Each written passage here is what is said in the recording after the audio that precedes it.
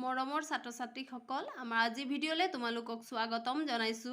আজি আমি ক্লাছ 5ৰ ভাষাৰ পাঠ নম্বৰ 13 ওজাপালি নামৰ পাঠটিৰ প্ৰশ্ন উত্তৰখিনি কৰিম। তোমালোকে পাঠটি ধুনীয়াকৈ ঘৰত পঢ়ি ল'বা, তেতিয়াহ'লে তোমালোকৰ বিষয়বস্তুখিনি বুজি পোৱাত সহজ হ'ব। ব'লা এতিয়া আমি প্ৰশ্ন উত্তৰখিনি কৰোঁ। চোৱা, ক পাঠভিত্তিক বুলি ইয়াত আমাক কেইটামান প্ৰশ্ন দিয়া আছে। আমি এতিয়া এই প্ৰশ্নবোৰৰ উত্তৰ কৰিম। চোৱা, আমাৰ প্ৰথম প্ৰশ্ন, ওজাপালি কি? আমি উত্তৰ লিখিছোঁ। উত্তৰ, ওজাপালি হৈছে এটি লোকনাট্য অনুষ্ঠান। খ চোৱা, ওজাপালিৰ মুখ্য পালিজনক কি বোলা হয়? উত্তৰ, ওজাপালিৰ মুখ্য পালিজনক ডাইনা পালি বোলে। গ চোৱা, ওজাৰ লগত কোন কোন থাকে? উত্তৰ, ওজাৰ লগত ৫-৬ জনমান পালি থাকে। ঘ চোৱা, ওজাপালিৰ প্ৰকাৰবোৰ কি কি? উত্তৰ, ওজাপালিৰ প্ৰকাৰবোৰ হ'ল শুকনানী বা শুকনাৰায়ণী, গোৱা ওজাপালি, বিয়াহৰ বা ব্যাস গোৱা ওজাপালি, ভাইৰা বা ভাৱৰীয়া বা ৰামায়ণ গোৱা ওজাপালি, বৈষ্ণৱী ওজা, টুকুৰীয়া ওজা, আপী ওজা আদি। এতিয়া ঙ চোৱা, ওজাপালি ক'ত ক'ত পৰিৱেশন কৰা দেখা যায়? উত্তৰ, ওজাপালি উৎসৱ পাৰ্বণ, পূজা, সবাহ আদিত পৰিৱেশন কৰা হয়।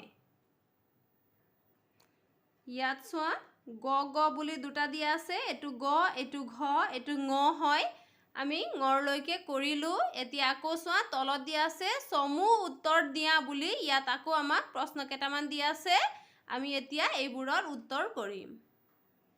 এতিয়া চোৱা, ক ওজাপালিয়ে পৰিধান কৰা সাজপাৰ কেনেকুৱা? উত্তৰ, ওজাপালিয়ে পৰিধান কৰা সাজপাৰ অতি সাধাৰণ। সকলো সদস্যই চুৰিয়া চোলা পিন্ধে আৰু ডিঙিত চেলেং লয়। কেৱল ওজাই মূৰত পাগুৰি মাৰে। খ চোৱা, ওজাপালিত ওজাই গোৱা গীতসমূহৰ কাহিনীভাগ কৰ পৰা লোৱা হয়? উত্তৰ, ওজাপালিত ওজাই গোৱা গীতসমূহৰ কাহিনীভাগ বেদ, পুৰাণ, ৰামায়ণ, মহাভাৰত আদিৰ পৰা লোৱা হয়। গ চোৱা, ডাইনা পালিজনৰ প্ৰধান কাম কি কি? উত্তৰ, ডাইনা পালিজন প্ৰধানকৈ সুৰসিক হয়। পালিসকলৰ লগত গীত গোৱাৰ উপৰি তেওঁ ধেমেলীয়া কথাৰ অৱতাৰণা কৰি হাস্যৰসৰ সৃষ্টি কৰে। সময়ে সময়ে তেওঁ ওজাৰ লগত কথোপকথনত ভাগ লয় আৰু আখ্যানৰ জটিল কথাবোৰ ঘৰুৱাভাৱে দৰ্শকৰ সন্মুখত দাঙি ধৰে। ঘ চোৱা, অনুষ্ঠান পৰিৱেশন কৰোঁতে কোনে কি দায়িত্ব পালন কৰে?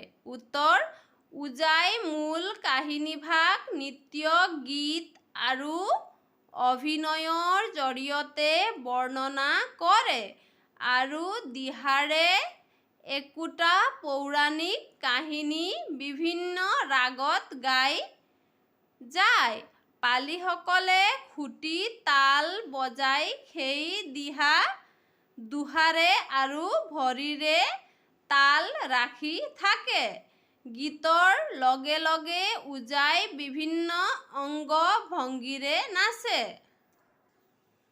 ডাইনা পালিজনে পালিসকলৰ লগত গীত গোৱাৰ উপৰিও ধেমেলীয়া কথাৰ অৱতাৰণা কৰি হাস্যৰসৰ সৃষ্টি কৰে। সময়ে সময়ে তেওঁ ওজাৰ সৈতে কথোপকথনত ভাগ লয় আৰু আখ্যানৰ জটিল কথাবোৰ ঘৰুৱাভাৱে দৰ্শকৰ সন্মুখত দাঙি ধৰে। এতিয়া চোৱা ঙ মহাপুৰুষ শংকৰদেৱে কিহৰ কাৰণে ওজাপালিৰ সহায় লৈছিল?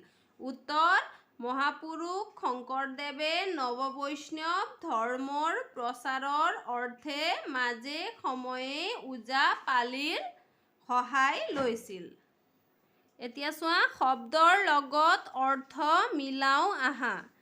চোৱা এইফালে শব্দ দি আছে, এইফালে অৰ্থ দি আছে। আমাৰ বাবে এটা কৰি দিয়া আছে চোৱা দুহাৰে মানে পুনৰ গায়। এতিয়া সৌষ্ঠৱ, সৌষ্ঠৱ মানে সুন্দৰ। আমি সৌষ্ঠৱ সুন্দৰ ইয়াত মিলাম। এতিয়া চোৱা সৌষ্ঠৱ, সৌষ্ঠৱ মানে সুন্দৰ। তাৰপিছত দুলাই, দুলাই মানে লৰাই। আকৃষ্ট, আকৃষ্ট মানে আকৰ্ষিত। বোধগম্য, বোধগম্য মানে বুজিব পৰা। তোমালোকে এইটো এনেকৈ মিলাই ল'বা। এতিয়া চোৱা খালী ঠাই পূৰ কৰা। আমাক ইয়াত খালী ঠাই দিয়া আছে, আমি পূৰ কৰিম। ওজাপালি অনুষ্ঠানৰ মুখ্য পৰিচালকজন হ'ল ওজা। আমি ইয়াত ওজা বুলি লিখিম। তাৰপিছত চোৱা ওজাই আখ্যানৰ কাহিনী দিহা লগাই দিয়ে। পালিসকলে সেই দিহা খুটি তাল বজাই দুহাৰে। ডাইনা পালিয়ে ৰসাল কথাৰে লোক সমাজক আকৃষ্ট কৰে। এতিয়া চোৱা খ ভাষা অধ্যয়ন ব্যৱহাৰিক ব্যাকৰণ। পাঠত থকা যুক্তাক্ষৰযুক্ত শব্দবোৰ লিখা। সেইবোৰত পোৱা যুক্তাক্ষৰবোৰ ভাঙি দেখুওৱা। প্ৰত্যেকটো যুক্তাক্ষৰ ব্যৱহাৰ কৰি দুটাকৈ শব্দ লিখা। এতিয়া তোমালোকে এতিয়া চোৱা উদাহৰণ অনুষ্ঠান সৌষ্ঠৱ। এতিয়া অনুষ্ঠান আৰু সৌষ্ঠৱ আমি এই শব্দ দুটাত ইয়াত যুক্তাক্ষৰ দুটা পাইছোঁ। যুক্তাক্ষৰ এটা পাইছোঁ, সেইটো হৈছে ক্ষয় ঠইষ্ঠ। গতিকে চোৱা এইফালে যুক্তাক্ষৰটো ভাঙি দিয়া আছে। ক্ষয় ঠইষ্ঠ মূৰ্ধন্য ষ যোগ মূৰ্ধন্য ঠ ক্ষয় ঠই ষষ্ঠ গৰিষ্ঠ। আমাক এইফালে দুটা শব্দও লিখি দিয়া আছে, ষষ্ঠ আৰু গৰিষ্ঠ। এতিয়া আমি কিতাপত পাঠটো পঢ়ি বিচাৰি উলিয়াব লাগে। চোৱা সেই তেনেকৈ ইয়াত আমি নিশ্চয় পাইছোঁ। নিশ্চয় আমি ইয়াত যুক্তাক্ষৰ পাইছোঁ ক্ষয় শস্য। গতিকে মই বাকীবোৰ যুক্তাক্ষৰ পাঠৰ পৰা বিচাৰি লিখি দিছোঁ। তোমালোকেও নিজে পাঠবোৰ পঢ়ি এবাৰ ভালকৈ যুক্তাক্ষৰবোৰ বিচাৰি ল'বা। এতিয়া চোৱা আমি প্ৰথম শব্দটো পাইছোঁ নিশ্চয়। নিশ্চয়ত আমি যুক্তাক্ষৰ পাইছোঁ ক্ষয় শস্য তালব্য খ যোগ প্ৰথম চ। আমি শব্দ লিখিছোঁ পশ্চিম আৰু পশ্চাত। তাৰপিছত চোৱা দ্বিতীয় শব্দ পাইছোঁ সাংস্কৃতিক। সাংস্কৃতিক শব্দত আমি ক্ষয় কয়া স্কৃ যুক্তাক্ষৰ পাইছোঁ। আমি যুক্তাক্ষৰটো ভাঙিছোঁ দন্ত্য স যোগ ক যোগ ৰি। আমি শব্দ লিখিছোঁ সংস্কৃত আৰু সংস্কৃতি। তাৰপিছত চোৱা আখ্যান। আখ্যানত আমি যুক্তাক্ষৰ পাইছোঁ ক্ষয়ক্ষ। গতিকে স যোগ য় ক্ষয়ক্ষ। আমি শব্দ লিখিছোঁ ব্যাখ্যা আৰু খ্যাত। তাৰপিছত চোৱা আকৰ্ষণীয়। ইয়াত আমি যুক্তাক্ষৰ পাইছোঁ ৰয় ক্ষৰ খ ৰ যোগ মূৰ্ধন্য খ কৰ্ষণ আকৰ্ষণ। তাৰপিছত প্ৰচাৰ। আমি যুক্তাক্ষৰ পাইছোঁ প্ৰ প যোগ ৰ পৰ্যাপ্ৰ প্ৰতি প্ৰণাম। তাৰপিছত নাট্য যুক্তাক্ষৰ টয়ত্য ত যোগ য়। শব্দ লিখিছোঁ নাট্যকাৰ অকাট্য। তাৰপিছত চোৱা দৰ্শক। দৰ্শক শব্দটোত আমি ৰয় ক্ষৰ খ পাইছোঁ। ৰয় ক্ষৰ খ ৰ যোগ তালব্য খ দাৰ্শনিক আদৰ্শ। তাৰপিছত নৃত্য। নৃত্যত আমি তয়ত্য পাইছোঁ ত যোগ য় সত্য সত্যবাদী। তাৰপিছত বৰ্ণনা, বৰ্ণনাত আমি ৰয় ৰয়ৰ্ণ শব্দটো পাইছোঁ ৰ যোগ মূৰ্ধন্য ন, গতিকে শব্দটো পাইছোঁ বৰ্ণ অৰ্ণৱ। তাৰপিছত বিভিন্ন, ইয়াত আমি যুক্তাক্ষৰ পাইছোঁ নৈন্য, ন যোগ ন শব্দ পাইছোঁ উন্নতি অন্ন।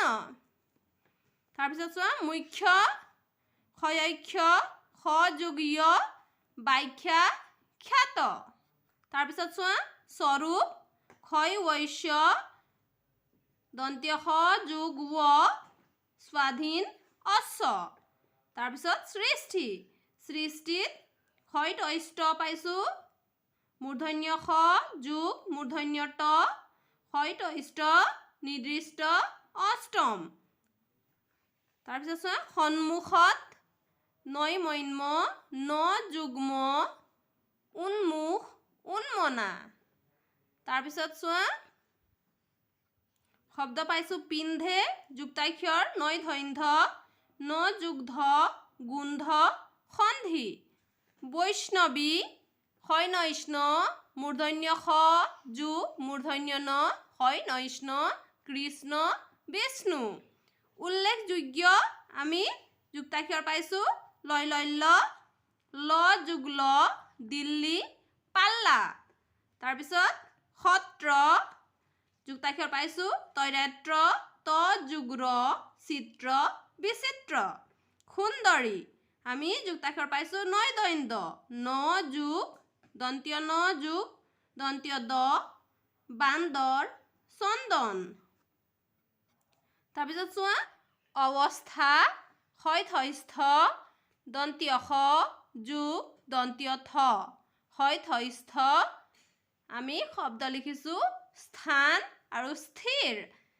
এতিয়া মই পাঠত পোৱা যুক্তাক্ষৰবোৰ ভাঙি দিছোঁ, যদি কিবা থাকি গৈছে তেতিয়াহ'লে তোমালোকে পাঠটো ভালদৰে পঢ়ি বিচাৰি উলিয়াই সেইটো লিখিবা। শব্দ গঠন কৰিম। চোৱা আমি খোল, খোল শব্দৰ আমি খুলীয়া পাইছোঁ লোণ লুণীয়া গোফ গুফীয়া জোৰ জুৰীয়া লগ লগৰীয়া বন বনৰীয়া কাষ কাষৰীয়া নাও নাৱৰীয়া। তোমালোকে এইবোৰ লিখি ল'বা। এতিয়া চোৱা বাক্য ৰচনা কৰা। আমাক ইয়াত বাক্য ৰচনা কৰিব দিছে। কিছুমান শব্দ ইয়াত দিয়া হৈছে যিবোৰ আমি দেখিবলৈ প্ৰায় একে একে দেখিছোঁ, কিন্তু সেইবোৰৰ অৰ্থ আমি বেলেগ বেলেগ পাইছোঁ। গতিকে চোৱা খুটিতাল, খুটিতাল শব্দৰ অৰ্থ হৈছে বেটু বা শুৱলি নথকা কাঁহৰ সৰু তাল। আমি এই খুটিতাল শব্দটো ব্যৱহাৰ কৰি বাক্য ৰচনা কৰিছোঁ। চোৱা খুটিতাল ওজাপালি অনুষ্ঠানটিত পালিসকলে খুটি তাল বজায়। এতিয়া চোৱা খুটিখা, খুটিখা মানে হৈছে নিজৰ ঠোঁট বা হাতেৰে ধৰি আহাৰ খা। এতিয়া আমি বাক্য সাজিম। খুটিখা চৰাইটোৱে খুটি খাব পৰা হোৱাত উৰি গুচি গ'ল। তাৰপিছত চোৱা খুটি গছা, খুটি গছা মানে হৈছে মাটিত খুটি পোতাৰ দৰে পুতি থব পৰা সৰু গছা। এতিয়া চোৱা আমি বাক্য সাজিছোঁ খুটি গছা মায়ে তুলসী তলত খুটি গছাত চাকি জ্বলায়। এতিয়া চোৱা খুটিনাটি, খুটিনাটি মানে হৈছে কোনো বিষয়ৰ সৰু ভাগ সৰু সুৰা কথা আঁতি গুৰি। এতিয়া চোৱা আমি লিখিছোঁ খুটিনাটি কোনো বিষয় পঢ়োঁতে আমি খুটি নাটি পঢ়িব লাগে। এতিয়া চোৱা খুটিপুত মানে থাকিবলৈ ঠাই ল। আমি বাক্য সাজিছোঁ খুটিপুত ব্ৰিটিছসকল ভাৰতলৈ ব্যৱসায় কৰিব আহি ভাৰততে খুটি পুতিলে। এতিয়া চোৱা খুটি ধৰা মানে চটাই ধৰা। চোৱা আমি বাক্য সাজিছোঁ খুটি ধৰা আইতাই খুটি ধৰাত বহি পুথি পঢ়িছে। তাৰপিছত চোৱা শেষৰ বাক্য সুতীয়া সুতি মানে পৰস্পৰে পৰস্পৰক বা ইটোৱে সিটোক আঘাত কৰা কাৰ্য। আমি বাক্য সাজিম খুটীয়া খুটি হাঁহ পোৱালি দুটাই খুটীয়া খুটি কৰি আছে। মৰমৰ ছাত্ৰ ছাত্ৰীসকল, আমাৰ আজি ভিডিঅ'ত আমি ইমানেই কৰিলোঁ। আমাৰ বাকী ৰৈ যোৱা কাৰ্যকলাপসমূহ আমি পৰৱৰ্তী ভিডিঅ'ত কৰিম। তোমালোকে মনোযোগেৰে পঢ়া শুনা কৰিবা। আজিলৈ ধন্যবাদ।